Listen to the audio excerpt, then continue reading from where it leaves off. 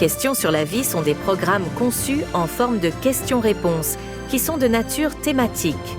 Ces programmes aident essentiellement l'auditeur à comprendre la parole de Dieu et comment l'appliquer à sa propre vie. Et ils aident également l'auditeur à comprendre les problèmes contemporains à la lumière de la parole de Dieu et des principes bibliques. Chaque émission aidera l'auditeur à gérer les problèmes importants de la vie et à combler les lacunes de sa vie personnelle. Les programmes apportent des réponses pleines de sens aux questions que beaucoup de gens se posent sur eux-mêmes, leur famille et leurs relations de vie, ce qui les mènera à une meilleure compréhension les uns avec les autres et avec leur Père. Nous espérons que le programme d'aujourd'hui sera une bénédiction pour vous.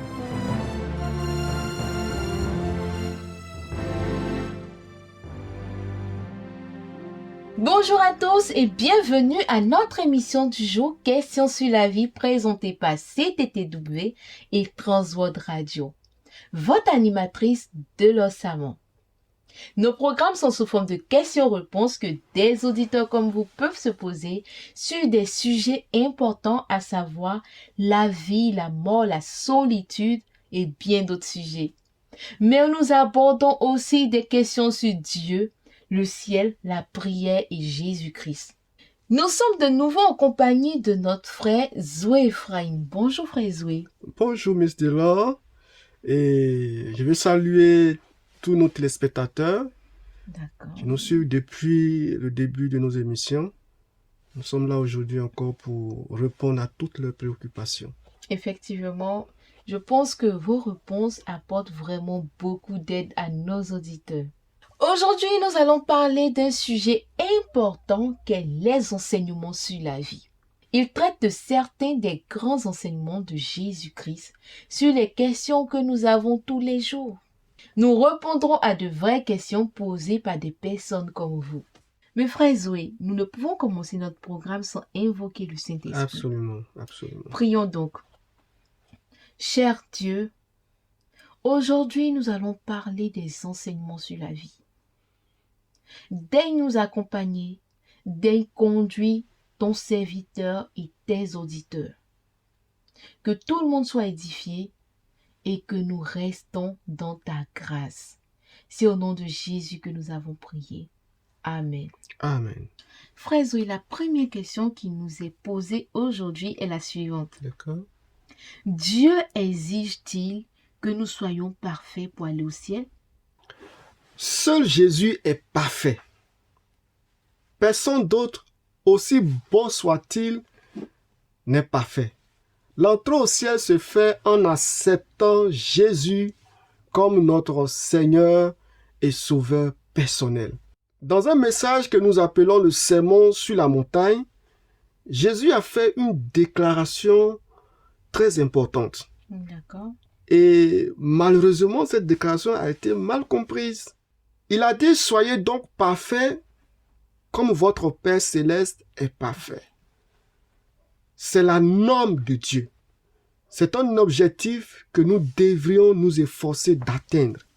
C'est la norme pour chaque disciple de Jésus. Cependant, personne ne peut atteindre cette perfection dans cette vie-ci. Certaines personnes prétendent avoir atteint un état de perfection sans péché. En réalité, ils ont tort.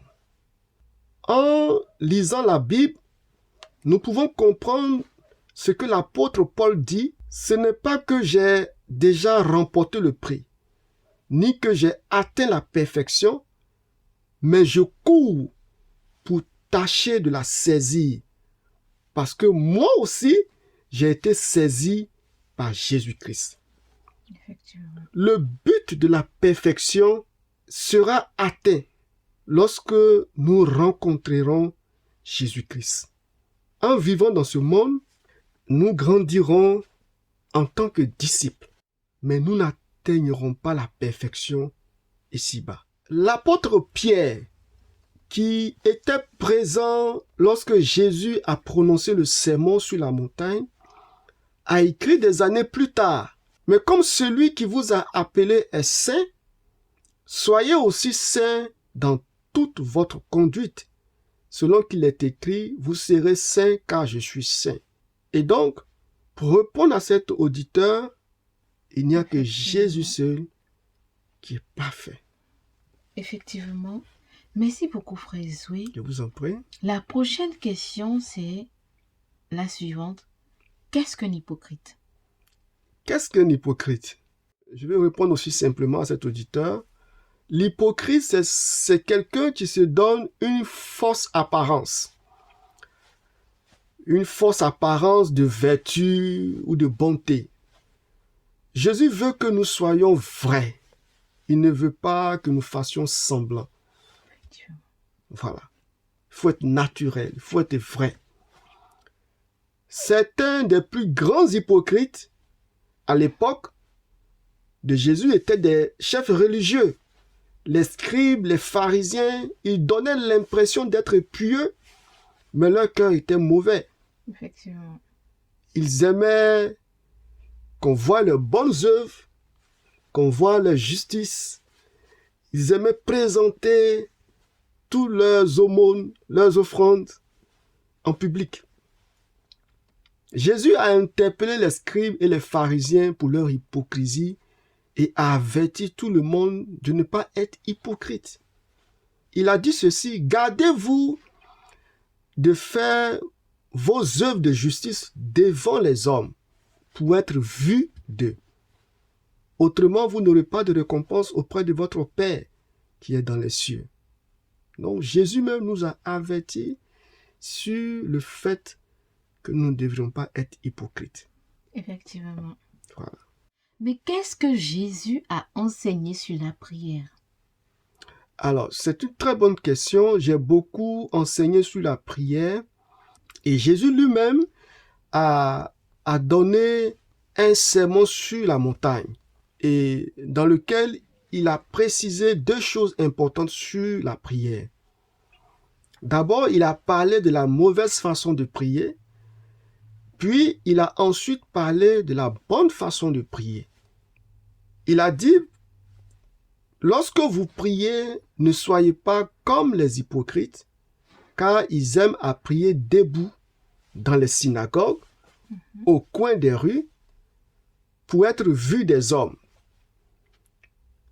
En priant, ne multipliez pas les paroles comme les païens qui s'imaginent qu'à force de paroles, ils seront exaucés.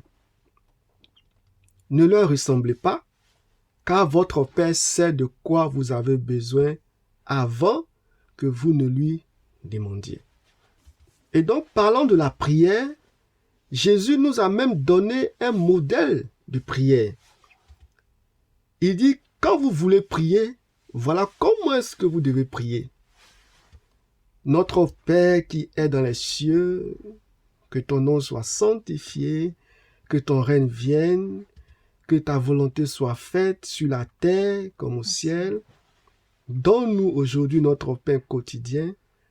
Pardonne-nous nos offenses, comme nous avons aussi pardonné à ceux qui nous ont offensés, et ne nous induis pas en tentation, mais délivre-nous du mal. Cette prière renferme tous les éléments dont nous avons besoin pour parler à Dieu. Effectivement.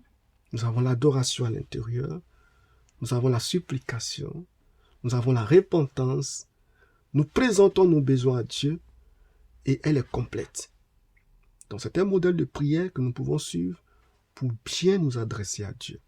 Merci beaucoup, frère Zoé. D'accord? Il y a un auditeur qui nous demande: que dit Jésus sur l'argent? Alors, c'est une très bonne question. Et Jésus nous a mis en garde contre les dangers que l'argent et les biens peuvent représenter pour les personnes. Jésus a dit ceci: gardez-vous avec soin de toute avidité, car la vie d'un homme ne dépend pas de ce qu'il possède, fût-il dans l'abondance. Jésus a opposé les trésors de la terre aux trésors du ciel. La parole de Dieu nous dit ceci: car l'amour de l'argent est une racine de tous les maux. Jésus nous a dit ceci dans la parole de Dieu: Nul ne peut servir deux maîtres. Effectivement. Soit il haïra l'un et il aimera l'autre. On ne peut pas servir l'argent et servir Dieu. Merci beaucoup, frère Zoé. Cela emmène une autre auditrice à demander, est-ce mal d'avoir de l'argent? Non, non, il n'est pas mal d'avoir de l'argent. Une personne peut avoir de l'argent et être toujours un vrai disciple de Jésus. Nous avons des hommes dans l'histoire de l'humanité, dans la Bible, qui étaient des hommes très riches. Abraham était une personne très riche. Job était une personne d'une immense richesse. Mais il gardait une foi forte en Dieu, même au milieu de la souffrance. D'accord. Mais il est bon de savoir que l'argent peut être un piège. Merci beaucoup, frère Zoé. Il y a une auditrice qui nous dit, je veux suivre Jésus, aidez-moi. Je suis très heureux et nous sommes prêts à vous aider. Et vous devez comprendre que c'est la décision la plus importante de votre vie. Mais avant, voici quelques vérités tirées de la parole de Dieu qui peuvent vous aider à comprendre comment prendre cet engagement, l'engagement de suivre Jésus-Christ. Vous devez comprendre que Dieu vous aime d'un amour éternel. La parole de Dieu nous dit « Car Dieu a tant aimé le monde qu'il a donné son Fils unique afin que quiconque croit en lui ne périsse point, mais qu'il ait la vie éternelle. » Vous devez aussi comprendre que nos péchés nous ont séparés de Dieu. La parole de Dieu nous dit qu'à tous ont péché et sont privés de la gloire de Dieu. Dieu nous aime toujours. Le Dieu juste et saint a fait en sorte que nos péchés puissent être pardonnés. Ce chemin passe par Jésus-Christ. La parole de Dieu nous dit, car il y a un seul Dieu et un seul médiateur entre Dieu et les hommes, l'homme Jésus-Christ, qui s'est donné lui-même en rançon pour tous les hommes. Vous devez aussi comprendre que Jésus est mort sur la croix pour nos péchés. La parole de Dieu dit, mais Dieu manifeste son amour envers nous, en ce que lorsque nous étions encore pécheurs, Christ est mort pour nous. Il est mort à notre place. Il est ressuscité d'entre les morts et est vivant pour toujours. Il a donc le pouvoir de venir dans notre vie, de pardonner nos péchés et de nous donner le salut éternel. Le pardon des péchés et le salut sont des dons de Dieu. Effectivement. Nous ne travaillons pas pour cela. C'est un cadeau de Dieu. Pour recevoir le pardon de nos péchés et la vie éternelle, nous devons nous détourner de nos péchés et placer notre foi et notre confiance en Jésus-Christ. Effectivement. Nous le faisons en le priant. Et donc, je vais inviter cette auditrice à prier avec moi. Elle a juste besoin de répéter cette prière avec moi. Dieu bien-aimé, je me détourne maintenant de mes péchés. Je place ma foi et ma confiance en Jésus seul pour être mon sauveur et me pardonner. À partir d'aujourd'hui, je suivrai Jésus. Merci Seigneur Jésus de m'aider et d'être entré dans ma vie. Amen. Amen. Merci beaucoup frère Zoé et merci à tous nos auditeurs de nous avoir suivis pour nos émissions Questions sur la vie présentées par CTTW et Transworld Radio. Votre animatrice Delors Samon. À très bientôt pour d'autres émissions sur les questions sur la vie. Que Dieu vous bénisse.